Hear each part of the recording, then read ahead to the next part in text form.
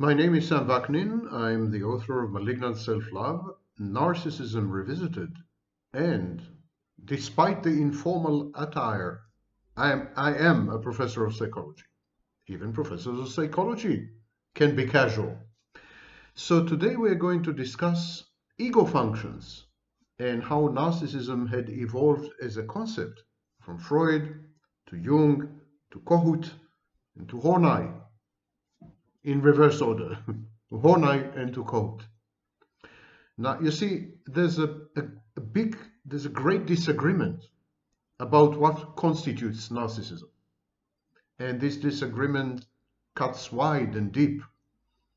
And even within the psychoanalytic community, not to say cult, the disagreements are very profound, let alone when you exit psychoanalysis, when you exit psychodynamic theories, when you venture into object relations, the British school, other schools, and then further, there's a serious problem to agree what is pathological narcissism.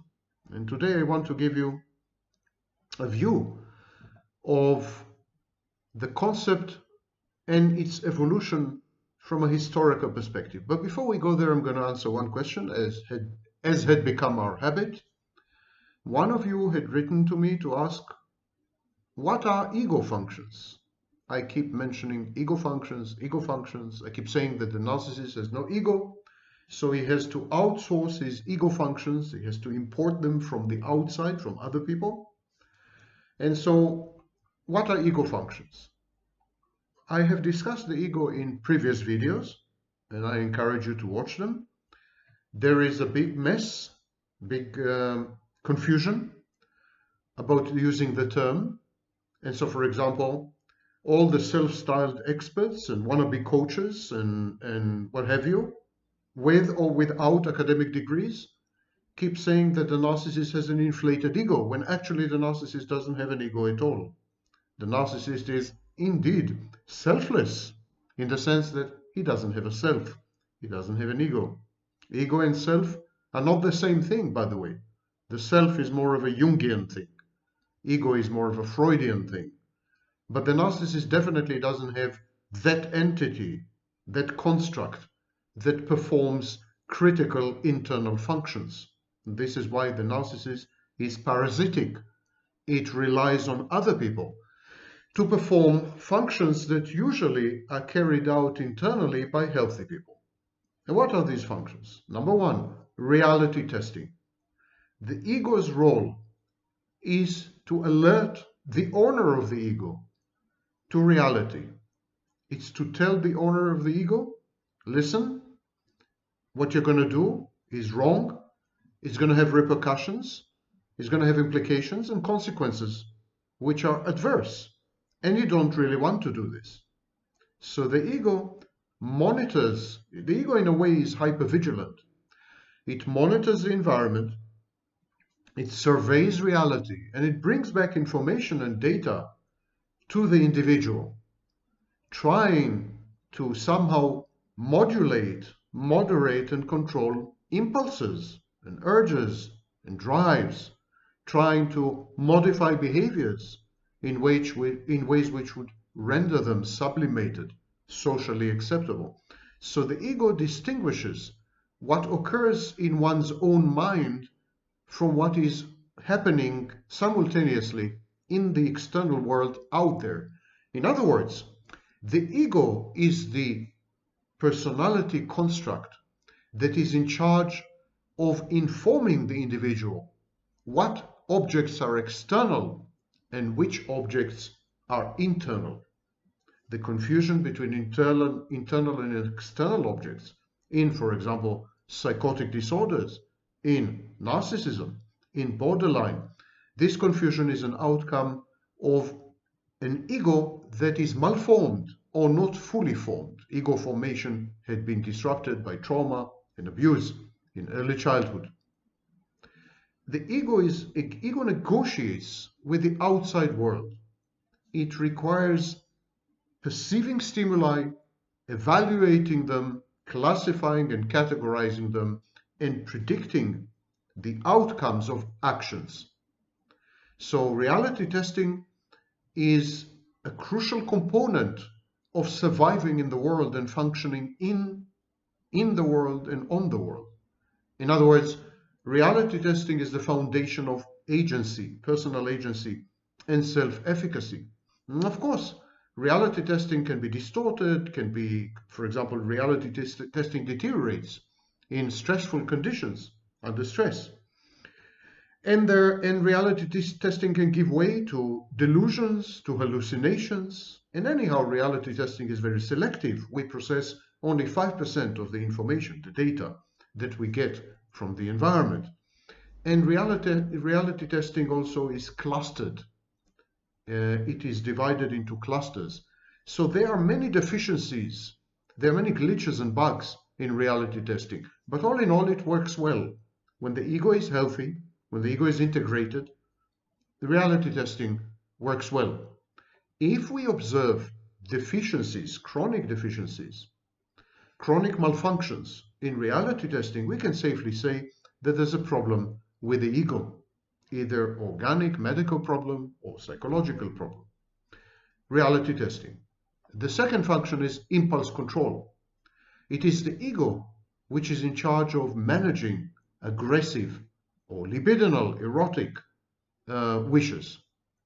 So it is the ego that postpones gratifications, that delays action, prevents immediate discharge or immediate release of the impulse via behaviors or even via symptoms. So when we see someone who has problems with impulse control, we can safely assume there's a problem with the ego.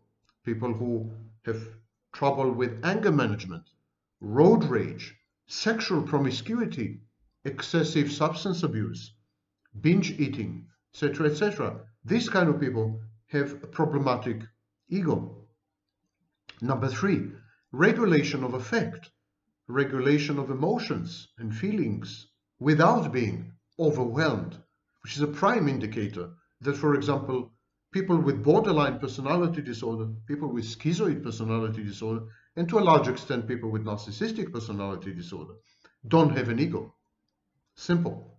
Because the borderline is manifestly and overtly emotionally dysregulated. She's overwhelmed by her emotions, and also she mislabels her emotion. The narcissist and the schizoid had chosen a different solution. They had repressed their emotions so deeply that they no longer have access to positive emotionality, only to negative emotions. And in the case of the schizoid, sometimes not even to negative emotions. So when emotions are absent, we know that they are not regulated, and we can safely assume there's a problem with the ego. The next function is judgment, the capacity to act judiciously, responsibly, in an adult manner, identifying possible courses of action, anticipating and evaluating likely consequences, making decisions as to what is appropriate in given circumstances. Object relations that I keep mentioning all the time, that's an ego function. Ego is what makes object relations possible and mutually satisfying. Someone without an ego is incapable of having external object relations because they keep confusing external and internal objects. The individual can perceive himself as a whole, complete, separate, bounded object, entity, only when he perceives other people as similarly bounded and boundaried and separate. Separateness is critical. If we don't perceive other people as separate from us, we merge, we fuse, we lose our own separateness. And this is the role of the ego, object relations via separateness. That's the irony. You can get close and intimate with someone only if you recognize their autonomy, their separateness, that they are not you. Okay, next thing, thinking, cognition. Yes, believe it or not, the ego is responsible for logical, coherent, and abstract thinking. In stressful situations, we can see that thought processes become disorganized and chaotic. Speech becomes disorganized. word salad, for example, in schizophrenics. That's an outcome of the ego being overwhelmed by too much data, too much information, too many stressors. The presence of chronic or severe problems in conceptual thinking is associated with a lack of ego or a totally fragmented ego. For example, in dissociative identity disorder, in schizophrenia, in the manic episodes in bipolar disorder. Next is defenses. I keep mentioning defense mechanisms. Well, all the defensive functions, all of them reside in the ego. The role of defensive functions is to protect the individual. And they protect the individual by warding off, fending off, firewalling input, data, and information which would be very powerful, very potent, and identity threatening. So defenses first develop in infancy, and then we have very primitive defenses like splitting, denial, projection. As we grow up, as we become adults, we develop much more sophisticated defenses. Rationalization, for example, intellectualization. And we develop internal boundaries between the ego, the superego, and the id, to use Freud's lingo, to use his tripartite model. So the ego is responsible for defense mechanisms. Now, those of you who are possessed with more than 100 IQ, tiny minority admittedly, would immediately ask me, wait a minute, if defense mechanisms are intended to fend off information, to create an echo chamber, if they collude with a confirmation bias, in the sense that they filter out information which is ego dystonic, unpleasant, challenging, etc., etc., then how can this be reconciled with reality testing? Defense mechanisms falsify reality. They falsify reality by excluding certain data and certain bits of information. So if they falsify reality, how can the ego do both things at once? Maintain reality testing and falsify reality? It's a very good question, and the answer to which is unknown. I must tell you that this is one of the major conundrums in the concept of ego and in the derivatives. For example, ego therapy and self-theory, Kohut's self-theory, which we will discuss in the next video. So there are problems, internal, inherent problems, in the very construct and concept of the ego, and this is a major one, possibly the biggest one. The next thing is synthesis. I've just mentioned that the ego operates defense mechanisms. Some of them are very primitive, projection, denial, splitting, and they're supposed to die. They're supposed to disappear as we grow up, mature, and become adults. And then we have repression, we have regression, displacement, reaction formation, intellectualizations, many other defense mechanisms. Adults sometimes use primitive defenses, but this is usually when they are seriously stressed in a crisis and so on and so forth. But generally they're more mature. They're more mature because they have accomplished something called synthesis. The synthetic function of the ego is the capacity to organize and unify other functions within the personality. It enables the individual to think, to feel, to act in a coherent and cohesive manner. In other words, it is the core of identity. When we say, for example, oh, I know this guy, I know he's not going to do this, it's against his character. It's not in character. This is the synthetic function. The ego synthesizes everything so that it presents to the world a coherent, cohesive, not immutable, but close to immutable, close to unchangeable, definitely predictable version of who we are. And this is our identity. And people come to rely on our identity. They come to expect certain things from us. They come to expect that we will not act in certain ways. And it enables the individual to similarly rely on himself. An individual which is synthesized, whose ego is synthesized, or whose ego performs the synthetic function, is an individual who is at peace with himself. He knows himself.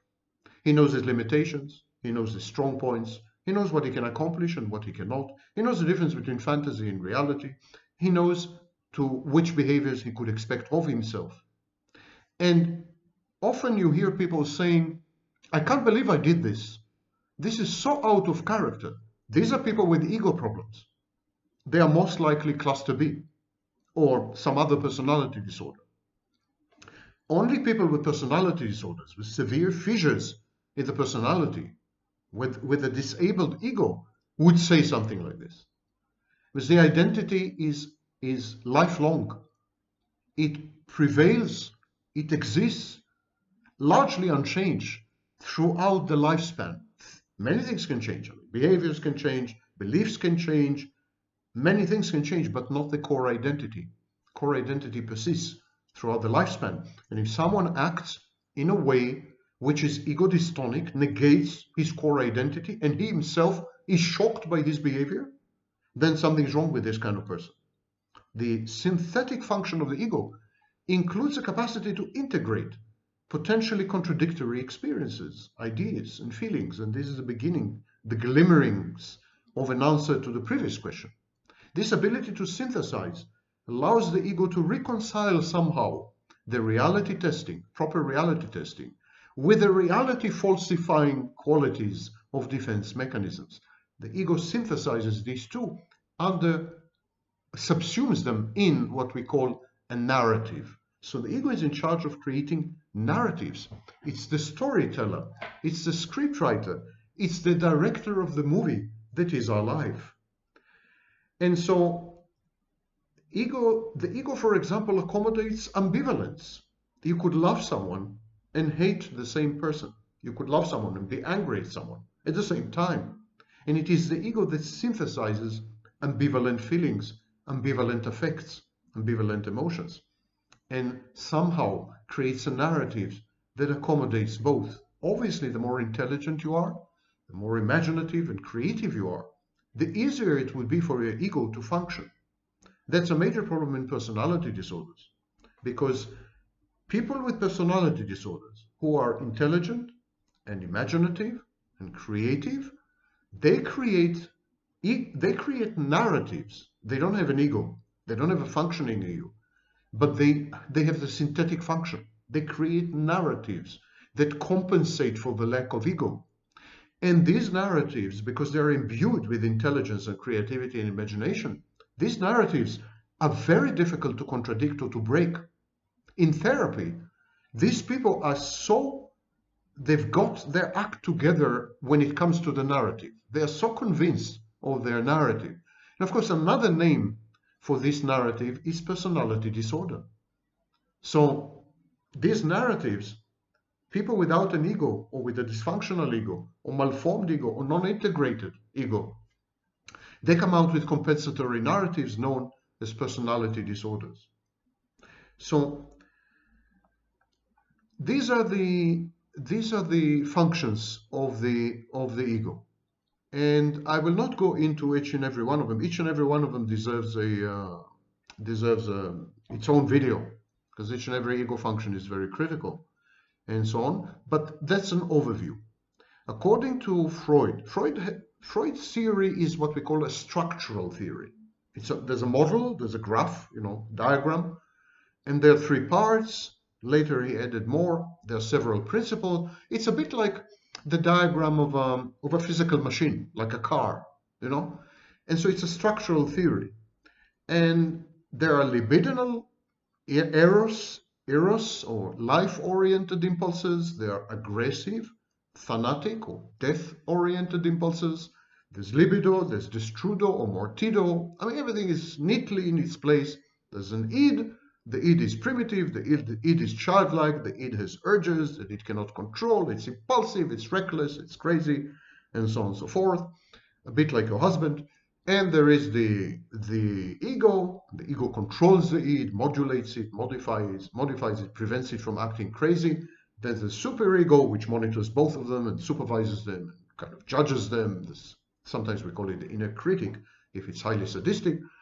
And so In Freud's structural theory, all these impulses are continuously in conflict, and they are in conflict with each other, and they are in conflict with other processes.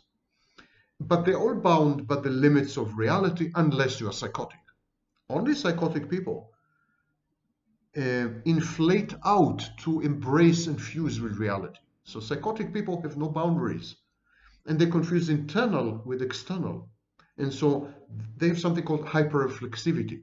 It's like they are like a big bang, like they're expanding suddenly and they incorporate the entire universe. This happens also in schizoid personality disorder. The schizoid person expands to include other people, and he's so terrified of this process because he's not psychotic that he withdraws immediately. So at first he expands, he gets terrified, and then he withdraws totally, and then he's not in touch with anyone. He becomes a lone wolf. That's a schizoid element.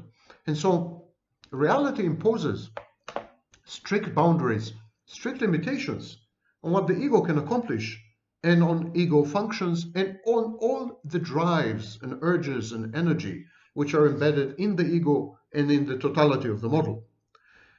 And these conflicts between these parts, if they are not properly managed, mainly by the ego, they lead to what Freud at the time called neurosis or neurotic symptoms. And today we don't call them neurosis anymore, but they lead to personality disorders and so on. And the idea is to reestablish the checks and balances, to reestablish the harmony between these. Each one has his role, and of course each role limits the other functions, the other constructs' roles. But conflict can be managed, can be avoided in order to generate psychological agency, in order to bring things to consciousness without disintegrating, in order to manage the energy that is pent up in the unconscious, and of course, most importantly, in order to allow the ego to function. And in ego psychology, this is called defense analysis, and I will discuss in my next video. I will discuss the history of the ego and how ego suddenly become narcissistic when it's actually the exact opposite. Ego is realistic, not narcissistic. Ego would never be grandiose, for example. So psychologists try to help the patient gain control over structures, internal objects, and processes by actually strengthening the ego or building it up from zero, from scratch. Just remember, ego is the opposite of narcissism. So when we say ego death, we're actually saying someone should become a narcissist. That's how much these gurus and mystics and coaches and experts towards whom I have the most profound contempt know what they're talking about and how they all mislead you. Thank you for listening. Next lecture, the historical antecedents and development and evolution of the very concept of narcissism. You can learn a lot about narcissists and their relationships with other people by listening to the next lecture, because this was the starting point. People like Freud and Jung, they were shocked. They were shocked by narcissistic manifestations and narcissistic misbehavior and narcissistic traits within relationships, for example, between daughters and fathers, between sons and fathers, between husbands and wives.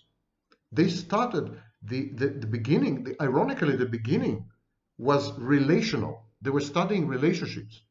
Only much later, with the development of personality theory and individual theory, only much later we atomized psychology. So today we discuss the individual as though it is totally out of context, as though relationships don't matter, as though we could isolate an individual in a laboratory without anyone around and still learn everything about him, which is of course utter nonsense. Psychology needs to go back to its roots: relationships, context, society, other people, emotions like love. Thank you for listening.